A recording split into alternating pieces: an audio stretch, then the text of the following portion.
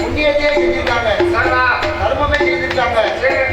கர்மம் வந்து அதிகமாகி போச்சு. சரி, அதனால என்ன கர்மத்தை வந்து தலை நோக்கி இருக்கு. ஆமா, அதனால நீ கொஞ்சம் அதர்மம் செய்ய வேண்டும். அந்த தர்மத்தை நீ குறைக்கணுமானா ஏதாவது அவர் சொன்னது மாதிரி ஒரு அதர்மம் செய்தால்தான் அது குறையும். தர்மம் தலைகாக்கும்னு சொன்னாங்க. ஆன போதிலும் இது தலைக்கு மேல நிக்கும். அடேங்கப்பா, தலைக்கு மேல நிக்கணும். அப்ப எவ்வளவு தர்மம் செய்திருப்பாங்க. அந்த தர்ம பலனை குறைக்கணுமானா உலகத்திலே ஓர் அதர்மம் செய்ய வேண்டும் என்று வசிஷ்ட மகாமுனிவர் சொல்ல, அப்பந்தான் இந்த பார்த்தார் தசரத சக்கரவர்த்தி மன்னன் அதர்மம் செய்யணுமானா நான் என்ன செய்ய வேண்டும்? உன்னுடைய தர்ம பலனை குறைக்கணுமானா 1000 ஆணைகளை நீ வரைபிடித்து வரணும். 1000 ஆணைகளை வரைபிடித்து உன் அதர்மத்தை செய்தையானால் தான் தர்ம பலன் குறைந்து உனக்கு தவ குழந்தை கிடைக்கும். ஒரு சித்தரும்பு வந்து என்னுடைய பாதத்துல கடிச்சாலும் நசுக்க மாட்டேன், சொல்ல மாட்டேன். சித்தரும்பு அப்படியே தள்ளி விடுவேன். அப்படி ஒரு பாவத்தை செய்யாதவரை நடக்க மாட்டேன். 1000 யானையை கொண்டு சொல்கிறீர்களே, நியாயம் ஐயா. அப்பா தசரத மன்னா, சில காரியங்கள் நடக்கணுமானா அதற்கு தகுந்தபடி பரிகாரத்தை செய்தா மட்டுமே காரியம் நடக்கும். ஆமா, இப்போ கல்யாணம் நடக்குன்னு வைக்கிறேன். கல்யாணம் என்பது வாழ்க்கை, 1000 காலத்து பயிர். உங்களுக்கு தான் பயிர், எங்களுக்கு உனக்கு நம்ம வயசு 70 இதுக்கு மேல என்னத்தை கவலைப்பட போறேன்?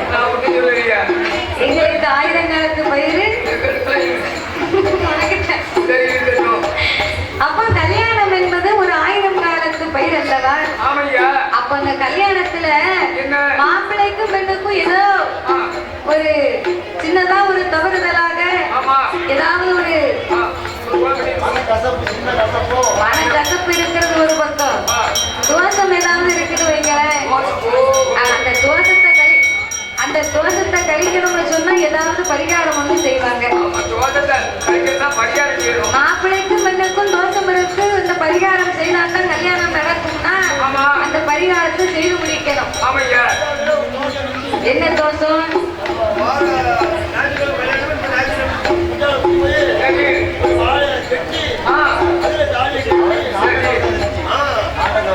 அவருக்கு தார தோஷம் இருந்திருக்கு.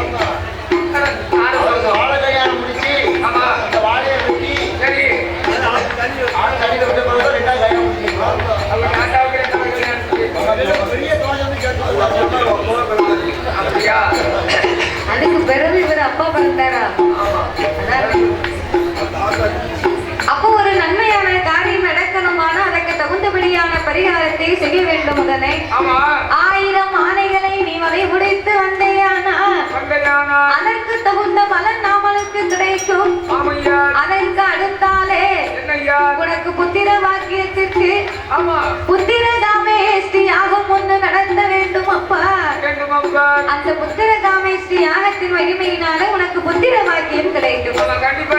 அப்படி என்று சொல்ல அவர் செய்வதை தட்டவும் முடியல, செய்யாமல் இருக்கவும் முடியல. ஏன்னா பிள்ளை வர வேணும் இல்லையா? ஆட்டவண்டே சம்மானித்து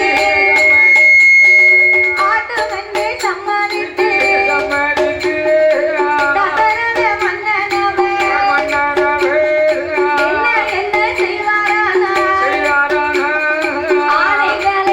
முடிக்க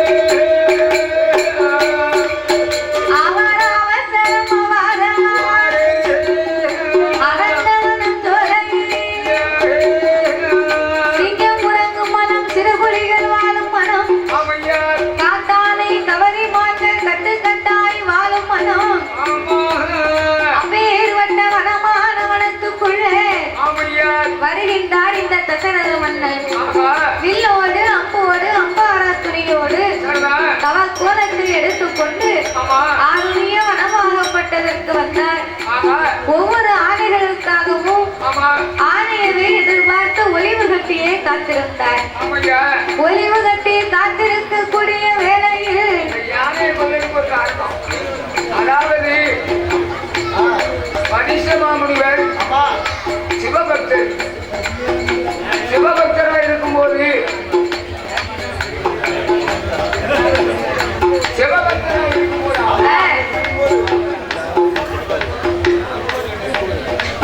சிவபக்தராக இருக்கும்போது சிவபூஜை செய்வது வழக்கம். சிவபூஜை செய்வதற்காக அவர் விநாயகர் பெருமாள் முன்னால அமர்ந்திருப்பார். இந்த விநாயகர் பெருமாள் அவர் கண்டுக்கிறதே கிடையாது. அவரை பார்த்ததே கிடையாது. உடனே போக வேண்டியது சரி சிவபெருமானை தரிசனம் பண்ணி வருவது. பூஜை பண்ணி சொல்லிக்கிறோம் பண்ண வேண்டியது. தினம் வழக்கம். அப்ப விநாயகர் பெருமாளுக்கு கோபம் வந்துருச்சுல. எவ்வளவு ஒரு பெரிய தெய்வம்.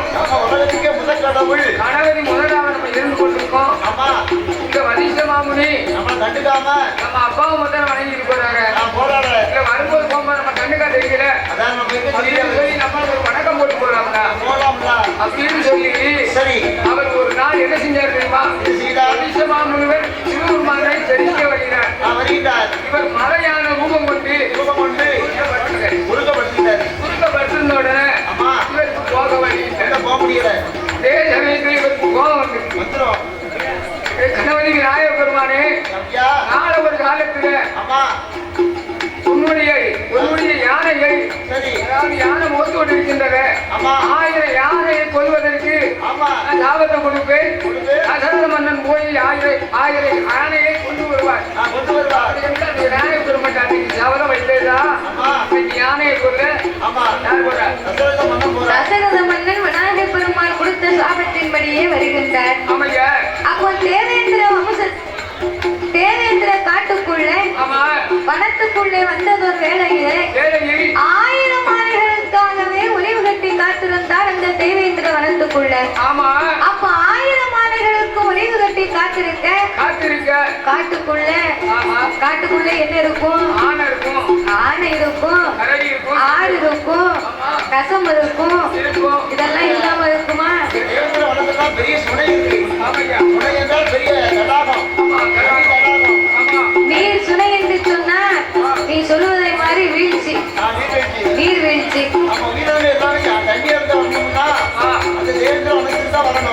அதாவது மேல உள்ள மலைகளில் வந்து தண்ணிகள் வரக்கூடிய இடத்துல எடுத்துக்கோங்க. கற்பன நதி அணை இருக்கு. கடகா நதி அந்த நதி இருக்கு. அது மலை ஓரத்துலயா இருக்கு. அந்த மலையடி ஓரங்களுக்கு இப்படி தடாக எங்க பார்த்தாலும் அமைந்திருக்கும். அதே மாதிரி தடாகம் அமைந்திருக்கிறது. அப்பேற்பட்ட தேவேந்திர வனத்துக்குள்ள நீர் சுனைக்கு அருகாமையிலே நின்று கொண்டு ஒளிவு கட்டியே காத்திருந்தார். அவர் ஒளிவு கட்டி காத்திருந்தார்னா மிருகங்கள் எல்லாம் இந்த நீர் சுனைக்குத்தான் எப்படி நீர் அருந்த வரும். நீர் அருந்த வரும் போது ஒவ்வொரு மிருகங்களும் அதனதன் கூட்டத்தோடு தான் இணைந்து வரும். ஏன்னா தனித்தனியா வருதுன்னு வைங்களேன். இப்ப சிங்கம் நிற்கும் போது மற்ற மிருகம் வந்தா சிங்கம் கண்டிப்பா அடித்து சாப்பிடும். அதனதன் இனத்தோடு கூட்டமாகத்தான் வரும். அப்போ பேர் விட்ட நீர் சுனைக்கு அருகாமையிலே ஒளிவு கட்டி காத்திருக்க ஒளிவு கட்டி இருக்கும்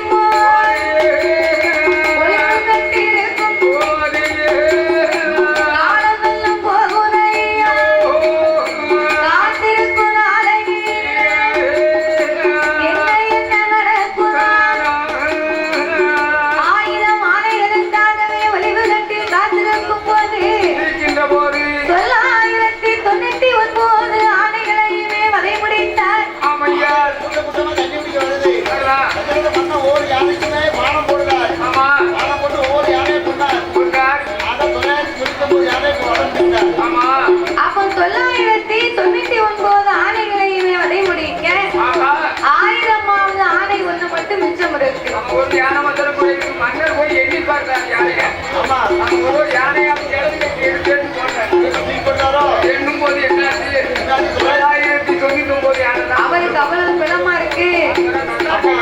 1000 யானைக்கு எத்தனை யானை குறையுது? நம்ம தான் சீத்து புறப்பட்டு போனோமே ஓட்ட மம்பட்டி புடுங்க பெறமில்லை. ஆனா தசரத சக்கரவர்த்தி மன்னனாகப்பட்டவர் ஒளிவு கட்டி காத்திருந்து 999 ஆணையை வரை முடிக்க 1000வது ஆணைக்காகவே எதிர்பார்த்து காத்திருக்க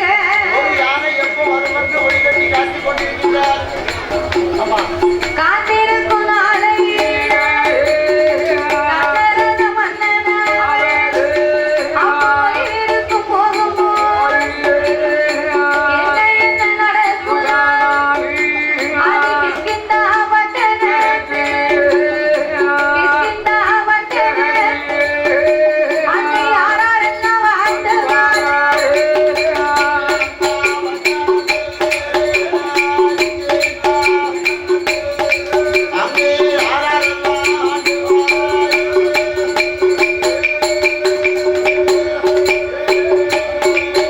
அப்படி கிஷ்கிந்தா பட்டணத்து யாரெல்லாம் வாழ்ந்தவாரோ அந்த மாமுனி அஞ்சனையா வெண்கொடி அவர் மன்னவனும் தேவியும் அவர் மன்னவனும் தேவியும் மகிழ்ந்தரசு செய்துவார்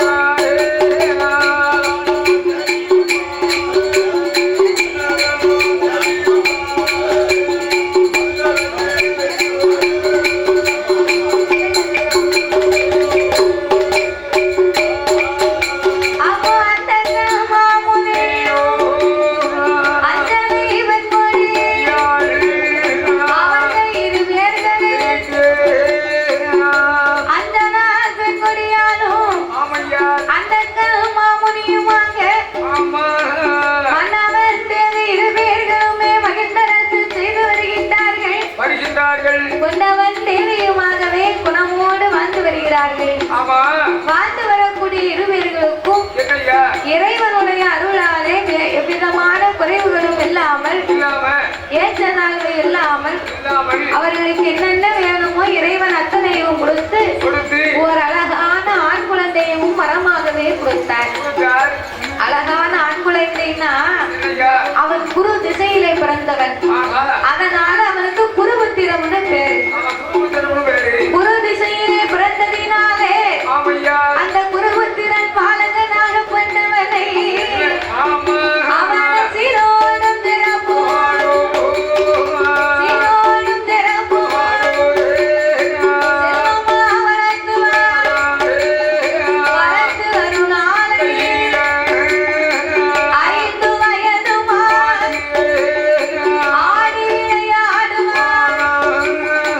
8 நல்ல வயதுமாய் 8 பாட எழுதுவான்.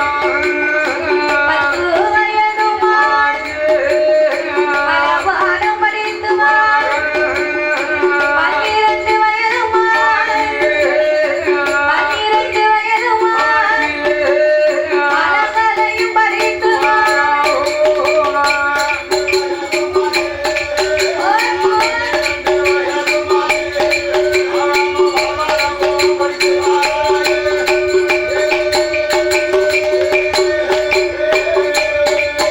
அவனும் 14 வயதுமாய் பரியான பாடம் இல்லை. இப்படியா இருக்கும் போது குருபுத்திரம் பாலகனுக்கு இப்படியாகவே இருக்கக்கூடிய நாளையில் அந்த மாமுனி அஞ்சனை தேவி வெண்கொடியாளுக்கு தவமிருந்து பெற்றெடுத்த திருமகன் இந்த குருபுத்திரனுக்கு 16 வயதாச்சு. பல பாடங்களை படித்து வருகின்றார். இப்படி இருக்க 20-21 வயதுக்குள்ளாக பாலகன் இளவட்ட பிராயம் உள்ளவனாகவே வளர்ந்திருக்க அப்படி இவன் வளர்ந்து வர தாய் தகப்பன்களுக்கு வயதாக உடல் நிலையோ குன்றுகின்றது. பிறகு கண் பார்வையும் வந்தது. கல்யாணம் முடிக்கணும்னா பொண்ணு பார்க்கணும்ல. பொண்ணு பார்த்தா தான் நினைக்க முடியும். அதே பொண்ணு சொந்தத்துல பார்க்கணுமா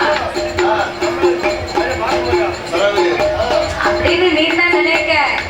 சொந்தத்துல பெண்ணும் பார்க்கத்தான் செய்யலாம். அந்நியரா இருந்தாலும்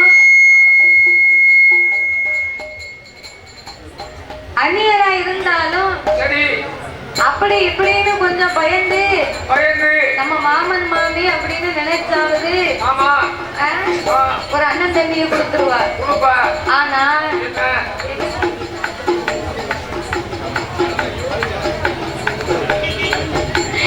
அந்நியராயிருந்தா மாமன் மாமியான்னு நினைச்சு அடுத்தவங்களுக்கு பயந்தாவது அண்ணன் தண்ணி கொடுத்துருவா. ஆனா சொந்தத்துல வந்தான்னு வை அவன் நினைப்பா இன்னும் அப்பா கூட பிறந்தவ தானே நம்ம அத்தை தானே அப்படின்னு லேசா நினைச்சிருவா. பாத்துக்கோ.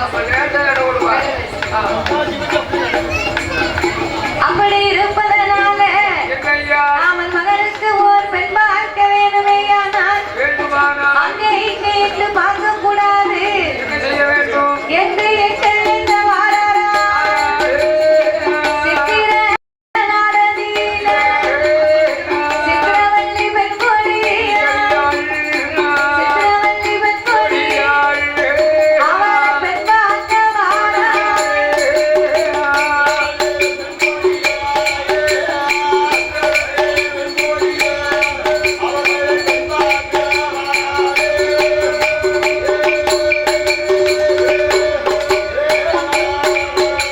அப்போ சித்திரவல்லி பெண்கொடி பெண் பார்க்க வாரா. நாள் பார்த்து தினம் கூடி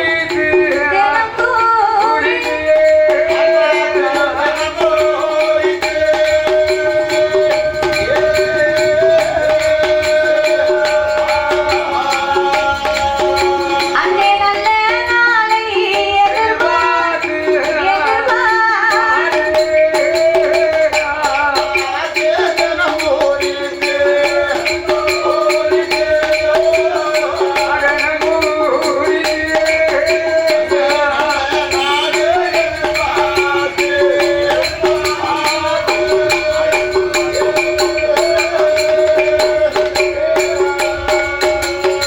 நாள் பார்த்து தடம் குறித்து நல்ல நாளையை எதிர்பார்த்து சித்திரவல்லி பெண்கொடியை தன் மகனுக்கு திருமணம் முடிக்க வேண்டும் என்று சித்திர நாட்டிலே சென்று ஒரு அழகான பெண்ணை பார்த்தார்கள்.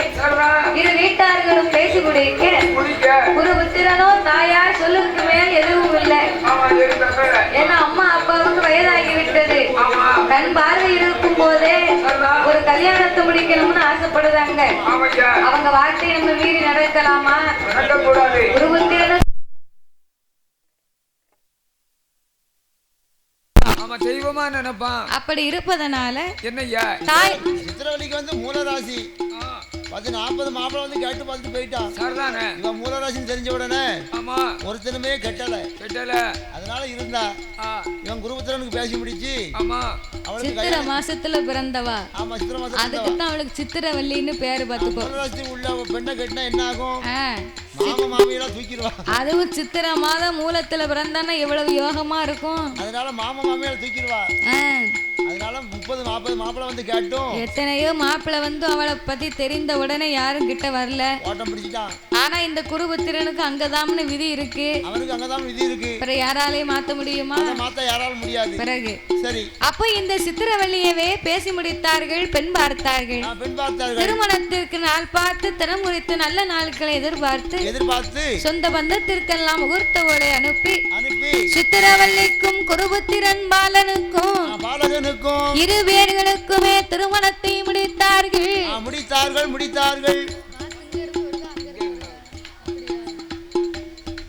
குருபுத்திரனுக்கும் சித்திரவல்லிக்கும் திருமணத்தை முடித்த போது அன்றைய நாள் முதலாக சித்திரவல்லி என்னைக்கு வந்து கால் எடுத்து வச்சாலா குருபுத்திரன் வீட்டுக்கு 6 மாசம் ஆச்சு. சித்திரவல்லி வந்து ஆமா குருபுத்திரனுக்கு வாக்கப்பட்டு சரி வீட்டுக்கு வந்து 6 மாசம் ஆச்சு. 6 மாசம் ஆச்சு. 6 மாசம் ஆனாலும் என்ன ஆச்சு? என்ன? முதல்ல அத்தையை தூக்கிட்டா. ஐயோ. ஐந்து கண்டு மாமனி மனைவி ஆமா அஞ்சனா தேவியை தூக்கிட்டா.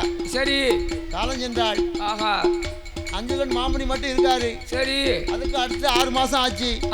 அவருக்கு விழிகண்ணு குருடா போச்சு. சரிதானே. என்ன ஆகும்? முழிகண்ணும் குருடுன்னா என்ன? கண்ணு முழிச்சுக்கிட்டே இருக்கும். ஆனா கண்ணும் தெரியாது. ஆமா மாமியா போயிட்டா. மாமனுக்கு கண்ணு குருடா போச்சு. ஆமையா மாமா வந்து இருக்காரு ஒரு முக்கல் உட்கார்ந்து இருக்காரு. சரி குடும்பம் நடந்துகிட்டு இருக்கு. நடக்கட்டும். சாமி அப்படியா இருக்கும் போது அப்படியா இருக்கும் போது அங்க என்ன என்ன நடக்குதா சித்திரவள்ளி பெண்கொடி அந்த திறன் பாலக அவர் ஒருவர் சொல்லை ஒருவர் ஒருவர் கேட்டு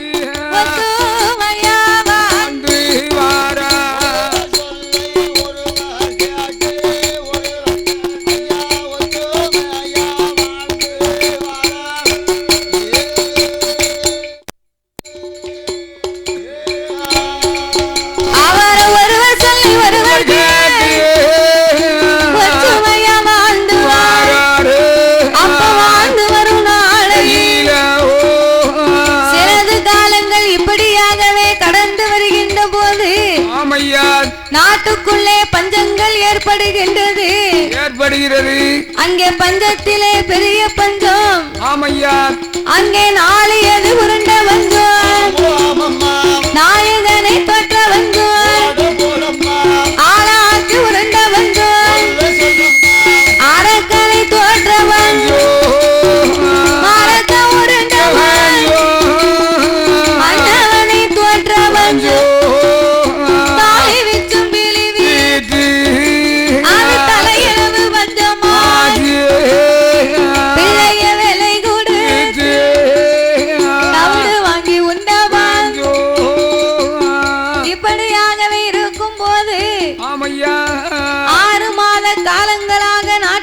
ஒரே பஞ்சமாயிருக்கின்றது அப்படி பஞ்சங்கள் வந்த போது என்னையா நாட்டுல மழையும் இல்ல தண்ணியும் இல்ல சாப்பாட்டுக்கு ரொம்ப சங்கடமா இருக்கு பஞ்சமா இருந்த என்னையும் நாட்டுக்குள்ள மழை பெஞ்சு செழிச்சா தானே நம்ம சாப்பிட முடியும் இந்த சித்திரவள்ளி வந்த நாளையில இருந்து 6 மாத காலம் வரைக்கும் நாட்டிலே மழை இல்லாமல் சாப்பாட்டுக்கு சரியான வழி இல்லாமல் குருபுத்திரன் விறகு வெட்டி வியாபாரம் செய்து வேலை பார்த்து வாரான் அவன் விறகு வெட்டியாகவே வேலை செய்து வரும்போது இந்த பஞ்சத்தின் காரணத்தினால தன்னுடைய மாமனார் இருக்கிறாரு இந்த அந்தக்கன் மாமுனி அந்தக்கன் மாமுனிக்கும் அந்த அஞ்சனை தேவிக்கும் கேப்ப கூழு காய்க்கா கேப்ப கூழு ஏன் காய்க்கான்னா இவங்களும் 2 பேரும் வீட்டுல இருக்காங்க நம்ம கணவன் மட்டுமே வேலைக்கு போறாரு ஏற்கனவே நாட்டுல இப்படி வேற பஞ்சமா இருக்கு அது ஒரு பக்கம் இருக்க மாமனுக்கு 2 கண்ணும் தெரியாது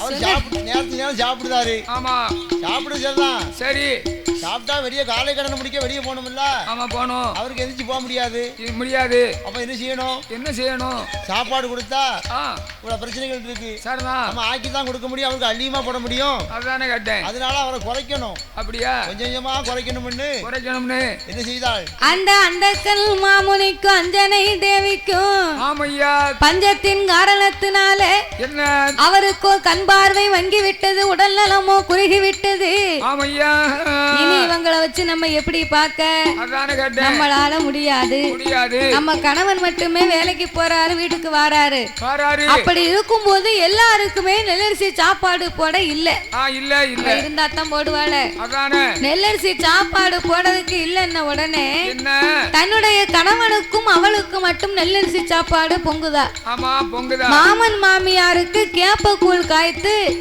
ஆண்டு மாறன சண்டு வத்த விதையும் இருக்காது காரமும் இருக்காது தொலி மட்டும்தான் இருக்கும் ஆண்டு மாறின கேப்ப சண்டு வத்தல் ஆண்டு மாறின கேப்பன்னா ஒரு கேப்பையில 9 ஓட்டை இருக்குமா ஒரு கேப்பையில அந்த கேப்பை எத்தனை தண்ணி இருக்கும் கடுகை விட சின்னதா இருக்கும் அந்த கேப்பைக்கு அதுல 9 ஓட்டை இருந்துச்சுன்னா அந்த கேப்பையில அன்னம் இருக்குமா உள்ள இருக்காது அன்னம் கிடையாது சக்கதான் இருக்கும் பூரா அப்படி ஒரு ஆண்டு மரண கேப்பையும் அது போக சண்டு வத்தலையும் கொண்டு வந்து அவளோ 28 பானை வாங்கி ஒரு பானையில் நெல்லரிசி மறுபானையில் கேப்ப கூழ் 28 பானை போட்டு 28 பானை போட்டு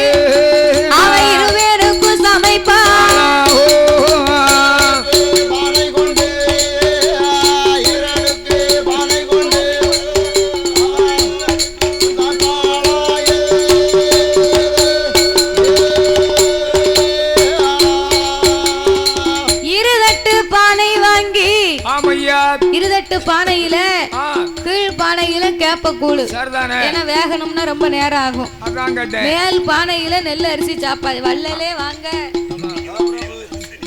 மகாபிரபு, நீங்க எங்கேயும் வந்து விட்டீர்களா?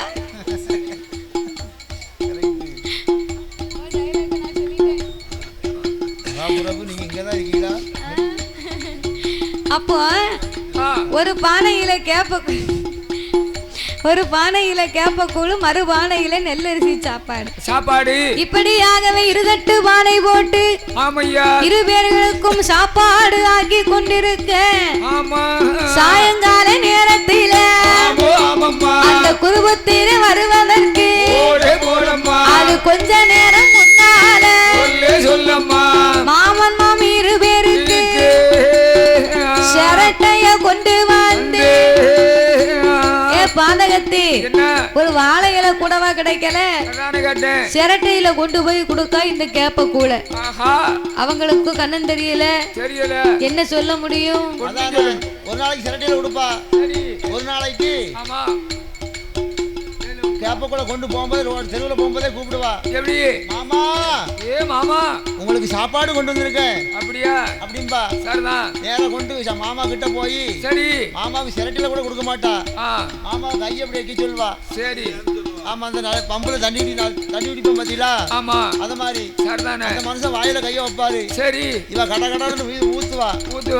ஆமா, கையில வாயில குடிச்சிட்டு சரி கைய வேட்டியில தொடச்சிட்டு அவர் பாட்டு இருப்பாரு. வேட்டியிலே தொடச்சிட்டு அவர் சாப்பிட்டா ஏன்த்த நம்ம கழுவ முடியுமா? முடியாது அப்படின்னு நினைக்கா. அதுக்குத்தான் சிரட்டையிலையும் கையிலையுமா மாறி மாறி ரொம்ப கேவலமா நடத்துதா. வயசான உடனே சரி அவர்களுக்கு உருவமும் குறைந்து விட்டது, கண் பார்வையும் மங்கி விட்டது என்று இப்படியாகவே சிரட்டையிலே கேப்ப கூழ் காய்த்து மாமன் மாமிக்கு கொடுத்து வரும்போது கேப்ப கூட குடிச்சு குடிச்சு மனுஷன் சட்டமா ஒடுங்கிட்டாரு. மண்டை மட்டும்தான் இருக்கு, ஒண்ணுமே கிடையாது உடம்பு. ஆமா, நல்ல கேப்பையானா உடம்பு வைக்கும், ஆண்டு மரண கேப்பன்னா என்னத்துக்காவும் உடம்பு குறைக்குமோ? அதானே. அப்போ அப்படி இருக்கும்போது சிலது காலங்களாகவே இப்படியே நடந்து கொண்டிருக்க அப்படி நடந்து கொண்டிருக்கும் போது ஒரு நாள் தினம் மதியில சுக்கிரவார வெள்ளியில அங்க என்ன நடக்குதா?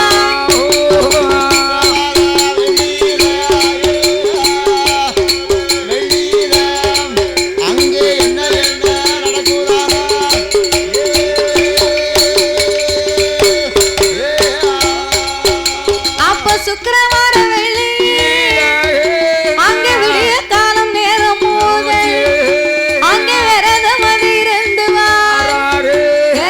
இருந்து வரும் நாளையில் அந்தி கருக்கலாம் அரசாம வேலையாதி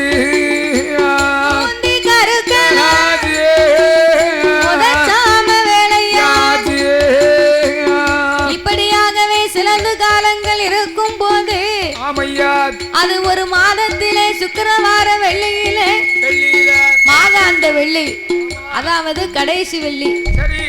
கடைசி வெள்ளிக்கிழமை குடும்பத்தோடு எல்லோருமே விரதம் இருப்பது வழக்கம்.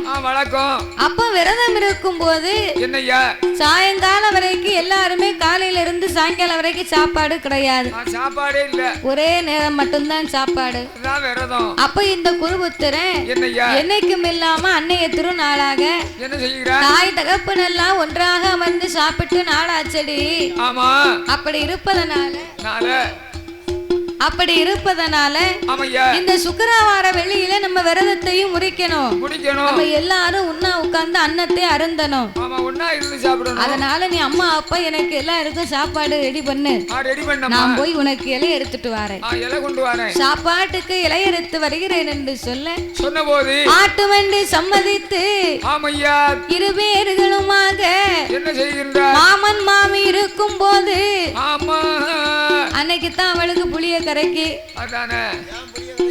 ஏன் கரைக்குன்னா ரசம் வைக்க போறாளா, வயத்துக்குள்ள மனசுக்குள்ள புளிய கரைக்கப்பா. என்ன செய்ய போறோம், ஏது செய்ய போறோம்? இன்னைக்கு பார்க்க நம்ம கணவன் எல்லாரும் ஒன்னா உட்கார்ந்து சாப்பிடணும்ல சொல்லுதாரு. நம்மளும் ஆண்டு மாறின கேப்பையும் சண்டு வத்தலும் என்ன அப்படின்னு பயப்படுதான்னா அவ செய்து கொடுத்தது மாமாவுக்கு கேப்பக்கூழ் கொடுத்து தெரிஞ்சு போச்சுன்னா நம்ம புருஷன் நம்மள சும்மா விட மாட்டான் அப்படின்னு பயப்படுதா, தெரிஞ்சு போமோன்னு நினைக்கா. சரி அப்படி என்று சொல்லி ஆமா சித்திரவள்ளி சரி வேற சாப்பாட்டுக்கு வழி கிடையாது. ஆனாலும் கண்டிப்பா இதைத்தான் செய்தாக வேண்டும். அப்ப இவ இத்தனையுமே ஏற்பாடு செய்ய குருபுத்திரம் போனா இலையெடுத்து கொண்டு வந்தான். மாமன் மாமியார முன்னால அமர வைத்தான். குருபுத்தனும் வந்து அமர்ந்தான். எம்மா ஏ சித்திரவள்ளி எல்லோரும் அமர்ந்து சாப்பிடுவோம், நீயே உட்கார்ந்து பழுமாறு அப்படின்னு உடனே சித்திரவள்ளி பார்த்தா. ஒரு நாளும் இல்லாம என்னைக்கும் சிரட்டையில கொடுப்போம், கையில கொடுப்போம். இன்னைக்கு இலை போட்டா என்னமோ ஆகுமோ அப்படின்னு ஒரு பக்கம் நினைக்கா, ஒரு பக்கம் யோசிக்கா, ஒரு பக்கம் பயப்படுதா, ஒரு பக்கம் இலையவும் போட்டா. இலையை போட்டு அமர்ந்திருக்க அப்பந்தான் இந்த அந்தக்கன் மாமனியும் அஞ்சனை தேவையும் சொன்னார்கள். எம்மா ஏ சித்திரவள்ளி என்னைக்குமே எங்களுக்கு சிரட்டையில கொடுப்ப, இல்லைன்னா கையில் அளந்து கொடுப்ப. இன்னைக்கு தலவாழை இலை விரிச்சிருக்கு, என்னம்மா எது விருந்தா அப்படின்னு கேட்டாங்க பாரு. குருபுத்திரன் இதை பார்த்துக்கிட்டே இருக்கான்.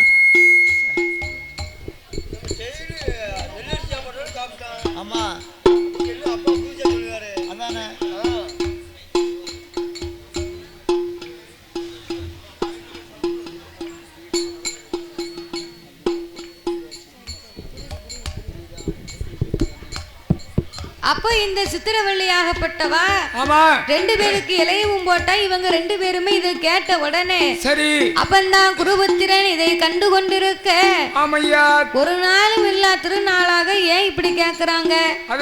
எங்க அம்மாவும் அப்பாவும் தினமும் இலையில தானே சாப்பிடுதாங்க. அவை குருபுத்திரன் அந்த குருபுத்திரன் ஏன் அப்படி சொன்னான் தெரியுமா? அவன் தம்பி இந்த மைக்கு ஊழடாம தம்பி ஐயா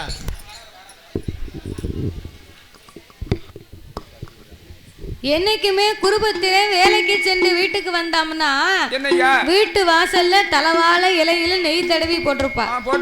நெய்னா நெய் இல்ல விளக்கெண்ணெய். சரி விளக்கெண்ணெய் ராவி போட்டிருப்பா. அப்ப குருபத்திரன் வரும்போதெல்லாம் நினைப்பான், எப்படி நம்ம அம்மாவுக்கு அப்பாவுக்கு சித்திரவள்ளி நெய்யும் சோறுமா எல்லாம் கொடுத்திருக்கா அப்படின்னு இவர் மனசுல நினைக்கணும்னு அதை ஒரு பக்கம் சமாளிச்சா. திடீரென்று இரு பேர்களும் சொன்ன போது என்ன ஏது என்று விசாரித்தான். எப்படி இவர்கள் நடந்த விவரத்தை சொன்னார்கள். நாங்க என்னைக்குமே சிரட்டையில சாப்பிடுவோம்டா, ஏன்னா நாட்டுல பஞ்சமா இருக்கு. அப்படி இல்லைன்னா கையால் ஏந்தி குடிப்போம். ஆனா இன்னைக்கு தலவாழை இலை விரித்து எங்களுக்கு அன்னம் படைத்தீர்களே, அதனால நான் கேட்டேன் அப்படின்ன உடனே அவங்க சாப்பிடவும் மாட்டுக்காங்க. இதுவரைக்கும் நமக்கு சிரட்டையில கொடுத்தா இன்னைக்கு இலை விரித்திருக்கேன்னு சொல்லி ரெண்டு பேருமே கண்ணீரை வடிக்காங்க. குருபுத்திரனுக்கு அங்கார கோபம் வந்து ஏடி அம்மா சித்திரவள்ளி என்ன மோசம் நடந்தது என்னிடத்தில் சொல்லிடம்மா. குருபுத்திரன் கேட்ட போது சித்திரவள்ளி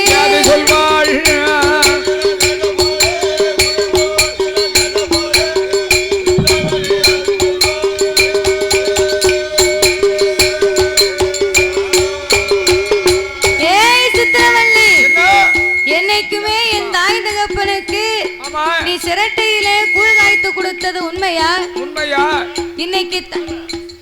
இன்னைக்கு தலவாழை இலை விரித்து போட்டிருக்கு, ரெண்டு பேரும் சாப்பிடாம கண்ணீரை வடிக்காங்களே, இது என்னமோ ஏதோ சொல்லடி உண்மையை சொல்லு. என் தாய் தகப்பனை நீ சங்கடப்படுத்தியது உண்டா?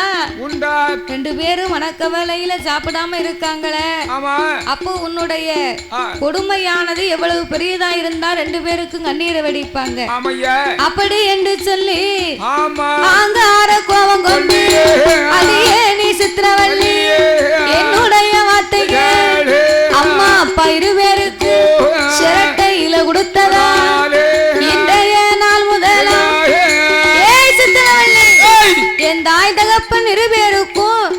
சிரட்டையிலே கையேந்தி கூழ் குடிக்கும்படியாக ஆக்கியதனால இனி நீ இங்க இருக்க கூடாது, எனக்கு தகுந்தவள் அல்ல. எங்க அம்மா அப்பாவுக்கு எப்படி சிரட்டையிலே கொடுத்தாயோ, கையேந்தி உண்ண வைத்தாயோ, ஆகையினாலே நாளை ஒரு காலத்திலே நாயாக பிறந்து உன் நாவால் நக்கி தின்பாய் போ அப்படின்னு சாபத்தை கொடுத்தார் குருபுத்திரன். குருபுத்திரனுக்கு குருபுத்திரன் சாபத்தை கொடுத்ததுனாலதான் இன்னைக்கு பாருங்க நாய் தெரு தெருவா நாக்கால எவ்வளவுதான் இருந்தாலும் நக்கித்தான் திங்க முடியும்.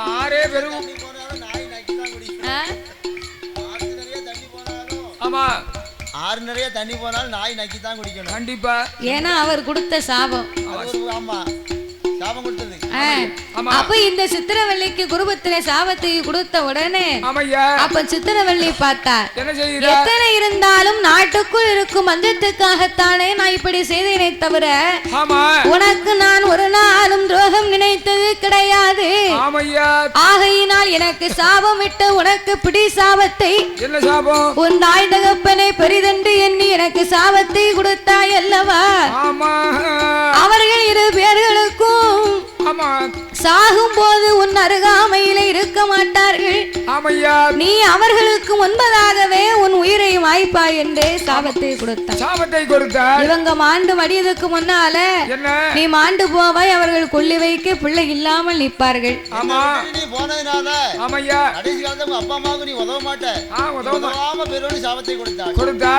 அப்படின்னு சாபத்தை கொடுத்த உடனே அன்றைய நாள் முதலாக அந்த சித்திரவள்ளிக்கு கொடுத்த சாப கருமத்தை தீர்க்கணுமானால் காவடி கட்டி கொண்டு நாமல் காசிக்கு போக வேணும் என்று தாய் தகப்பன் இருவேறு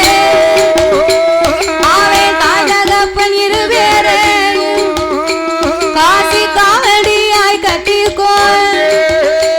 அவனோ காட்டு வழி பாதையா அந்த கிஷ்கிந்தா புரியும் வீட்டு கால்நடைய பயணமாகி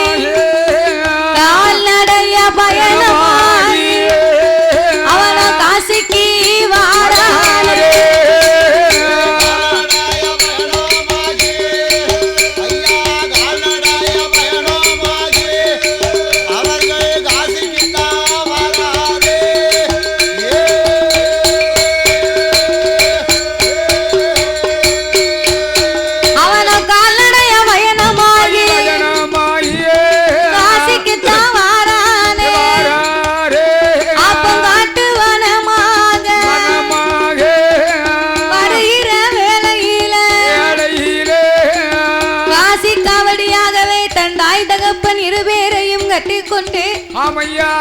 காவடின்னா அம்மாவையும் அப்பாவையும் இரு கூடையில வைத்து முன்னும் முன்னுமாகவே காசி காவடி கட்டி கொண்டு காட்டுவெளி பாதையா கால்நடையாகவே வந்து கொண்டிருக்கிறாய் இந்த குருபுத்திரை.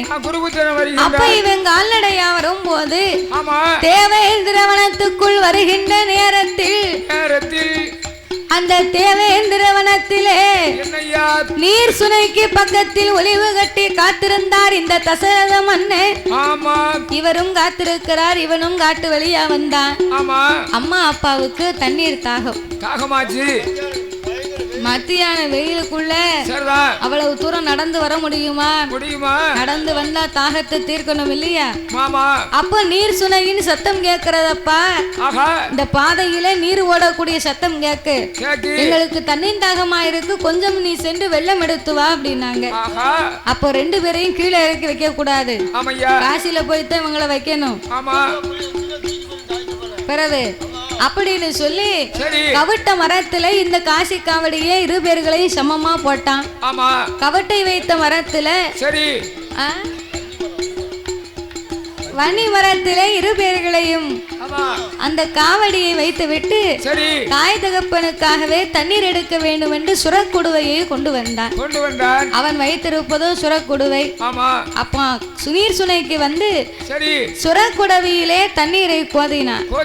தண்ணீரை கோதும் போது சுரக்குடவையில சத்தம் எப்படி கேட்கும்?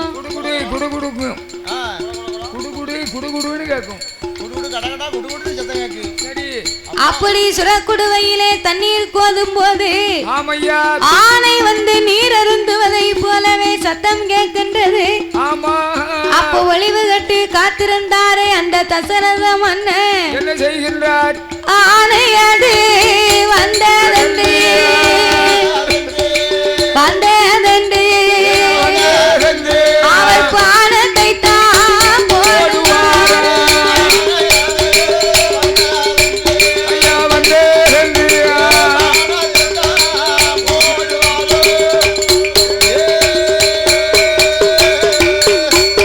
அவர் பானமதை போடும்போது ஆனை என்று சொல்லி இவர் பானத்தை போட்டார். ஆமையா பானமோ பாலகன் மார்பை துளைத்து கீழே விழுந்தார். சுர குடுவையில தண்ணிய கோதன மாதிரி கீழே விழுந்துட்டான். கீழே விழுந்தா உடனே ஆனையை வந்து பார்க்க வேண்டும் என்று வேண்டுமென்று ஓடோடி வந்து பார்த்தார் தசரத மன்னன். ஆமையா அவர் வந்து பார்க்கும் வேளையில அப்ப சாய்ந்திருந்தான் குருவு தீர ரத்த வெள்ளத்தோடு சாய்ந்திருக்க கண்டு ஆமையா மகனே பாலகா யாரப்பா நீ? யாரு யாரு? தெரியாமல் செய்த காரியம் என்னை மன்னிக்க வேண்டும் மகனே. மகனே மகனே பாலகா எந்திரின்னு மடியில தூக்கி போட்டு ஆமா யாரப்பா நீ ஆணை என்று ஆஹா. உன் மீது நான் பானத்தை போட்டு விட்டேனே என்னை மன்னிக்கணும் உள்ள விவரத்தை சொல்லுன்னார். ஆமா அப்பந்தான் குருபுத்தரே சொன்னா என்ன என் சொன்னீங்க? அம்மாவுக்கும் அப்பாவுக்கும் தண்ணீர் கோத வேணும் என்று இச்சுனைக்கு வந்தேன் ஐயா.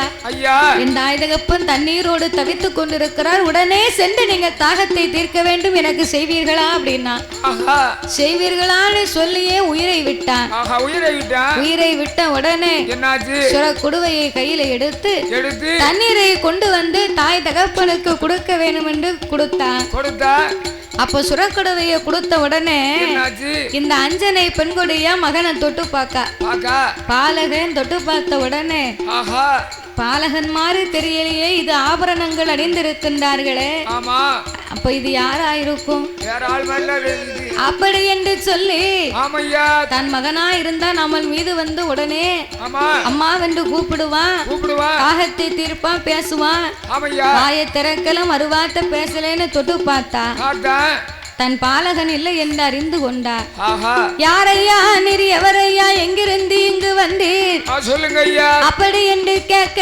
கேட்ட போது அம்மா ஆ, நான் தான் அயோத்தியாபுரி ஆண்டு வரக்கூடிய அரச மன்னன். ஆமா என் பெயரை தசரதன் என்று எல்லோரும் சொல்லுவார்கள். சொல்லுவார்கள். உங்கள் பாலகனை என் கரத்தால் இந்த பாவி நான் கொன்று விட்டேன் அம்மா.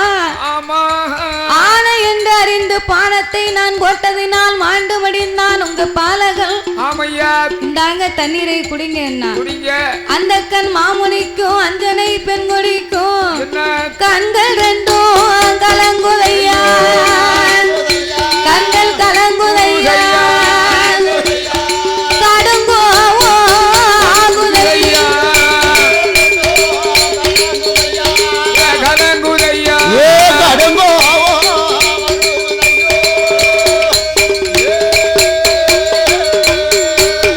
அப்பங்கடுங்கோவோ வாரபோது ஏ தசரத மன்னா என் மகனை கொன்றுவிட்டு ஆஹா உன் பாலகனை பாவி நான் கொன்று விட்டேன் என்று சொல்லுகிறாயே சொல்லுகிறாயே. முதல்லாம் உனக்கு தகுமாயப்பா. ஆமா என் பாலகன் ஒரே ஒரு திருமகன் நான் தவமிருந்து பெற்ற மகன் அல்லவா. ஆமையா அவனையும் கொன்று விட்டாயே சண்டாளப்பாவி ஆமா அப்படின்னு அந்த கண் மாமனையும் அஞ்சனை தேவையை அழுது புலம்ப. புலம்ப அப்பந்தான் தசரதர் சொன்னார் எப்படி? மகனை கொண்ட பாவத்திற்கு மரணத்தை கொடுத்தாலும் நான் ஏற்றுக்கொள்ளுகிறேன். ஆஹா அப்பன் சொன்னார் எப்படி? அந்த கண் மாமுனிவர் என்ன சொல்லுகிறார்? அப்பா தசரதா தசரதா என் மகனை கொன்றுவிட்டு மரணத்தை நீ கேட்கலாமா? கேட்கலாமா? மரணமானது இப்போ ஒரு நொடியில முடிந்து போகும். ஆமா மரணத்தை நீ தழுவ கூடாது. கூடாது. நான் எப்படி என் மகனை இழந்து இன்றைக்கு நான் தவித்து நின்றேனோ ஆமா அதை போல ஆமையா நாளை ஒரு காலத்திலே உனக்கு 4 ஆண் குழந்தைகள் பிறக்கும். ஆமா அதிலே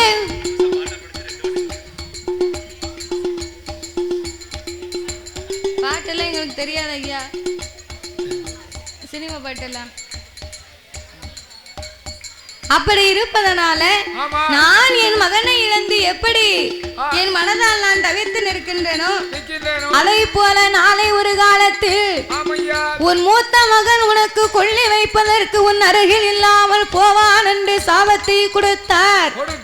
அவர் கொடுத்த சாபந்தான் ஸ்ரீராம பெருமாள் வனவாசம் போனதுக்கு பிறகுதான் தசரத மன்னன் உயிரை விட்டார். அந்த யாக்கத்துல மகன் போன யாக்கத்திலே மரணமானார் தசரத மன்னன். தசரத மன்னன் மரணமாகும் போது என்னையா எம்பெருமாள் ரகுராமன் பக்கத்தில் இல்லை. இல்ல. ஆமா. அப்படியே சாபத்தை கொடுத்து இருபேர்களும் மகன் போன ஏக்கத்தில் தன் உயிரை விட்டார்கள்.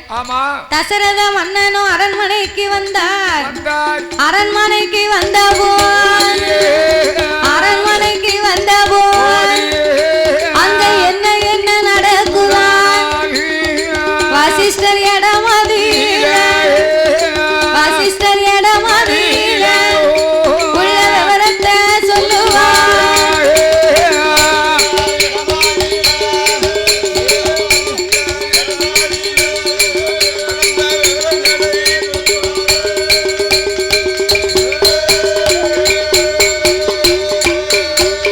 அப்போ வசிஷ்டர் இடமதியில இந்த விவரத்தையும் சொன்ன போது அப்பா தசரத மன்னா நான் சொல்லுவதை போலவே 1000 ஆணையை நீ வதை முடித்தாயா?